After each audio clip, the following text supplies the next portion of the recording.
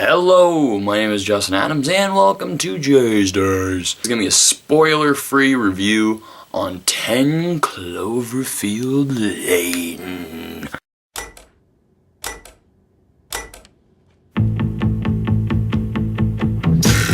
Children behave, that's what they say when we're together. And watch how you play, they don't understand, and so we're running just as fast as we can, holding on to one another's hand, trying to get away into the night, and then you put your arms around me and we come to the ground. This is the sequel to the 2008 movie Cloverfield. And this movie is awesome. I have it. Now, Cloverfield has its problems. You know, first problem, it's found footage.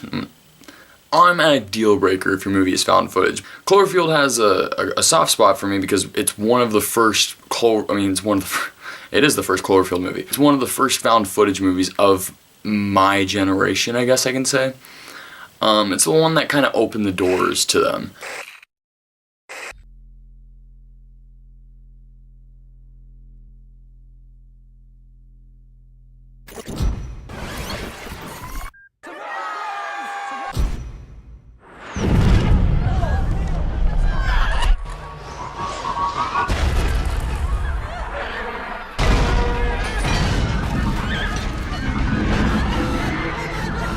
And it was just an original take for like a monster movie and shit like that, and a good, interesting take on like New York destruction, if that makes sense, because there's always a movie where New York is getting destroyed somehow. And the last movie that I saw was Day After Tomorrow. I actually really liked this movie, but the thing is, I do not know why J.J. Abrams decided to set this in the Cloverfield universe.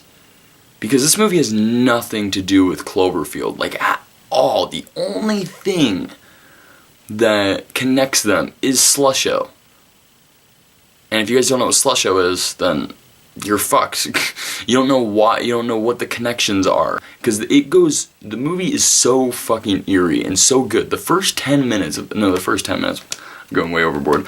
The first like 5 minutes of this movie, no dialogue, just eerie music. And you know what? While I was watching it, I saw Hitchcock. I saw a Psycho in this, because we see this girl, we don't know what she's doing. We don't know where she's going, but she's doing something. There's something on her mind. And I thought that was cool. And as we're watching her do this, as we're watching her pack her things and go to her destination, wherever that may be, we're hearing this creepy music. And it reminded me of Hitchcock. While I was watching this entire movie, I was like, this movie should have been called 10 Hitchcock Lane, because I felt like it was more in the vein of Alfred Hitchcock than Cloverfield. And the last 15 minutes happened, and I don't know what the fuck that they were trying to do, but they did it. It did a good job the first hour and 15 minutes, hour and 20 minutes. But then, like, the last 10 to 15 minutes isn't bad, but isn't in the same vein as the first hour and a half that we got before. Like, the first, like, once things start getting revealed, that's where this movie starts going south, because you can tell that this movie is relying heavily on what's happening. It's relying all on this girl and like wondering what is going on. Is his daughter real? Is this place real? Is this infection real? Is it really the end of the world? We're sitting there wondering. Then once all these questions are finally answered, it's like, okay, where do we go from here?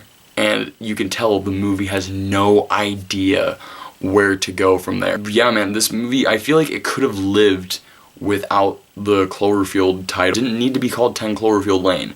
And you can tell that they really, when you see the trailers, when you see, when the movie shows the title, it shows Cloverfield first, you know, because it wants you to believe this is the next Cloverfield movie.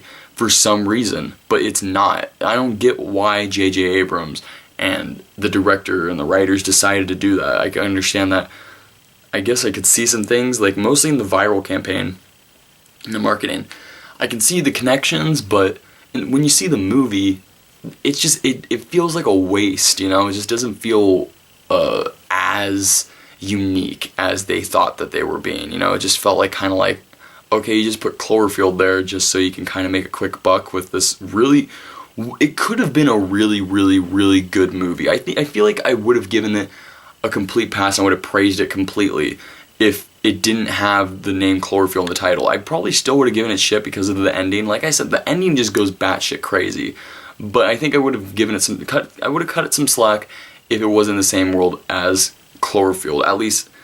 that's what it's, I don't know, it's so confusing. One thing that I will say, and I will applaud for this movie, are the performances. John Goodman is the best that he's ever been, at least ever been in a how should I word this? This is the best performance that John Goodman has ever given that is not in a Coen Brothers movie. There we go. Another one that's really good is Mary Elizabeth Winstead.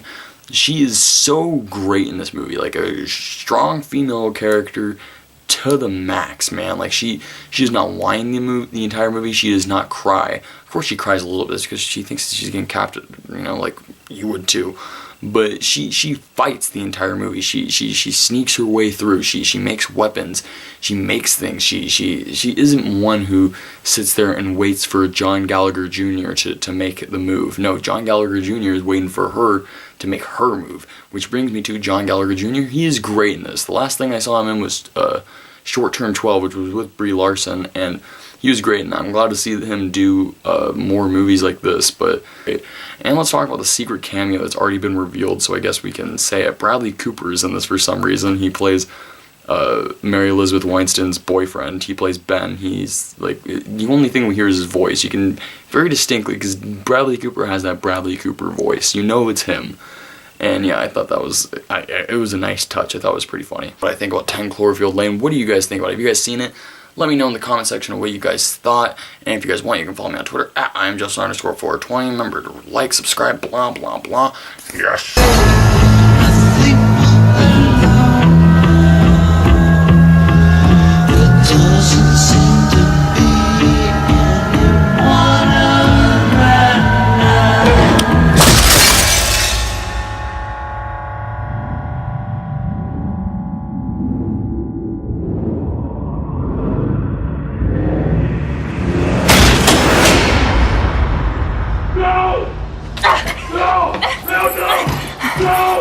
Don't open that door! They're going to get all of us killed! Something's coming.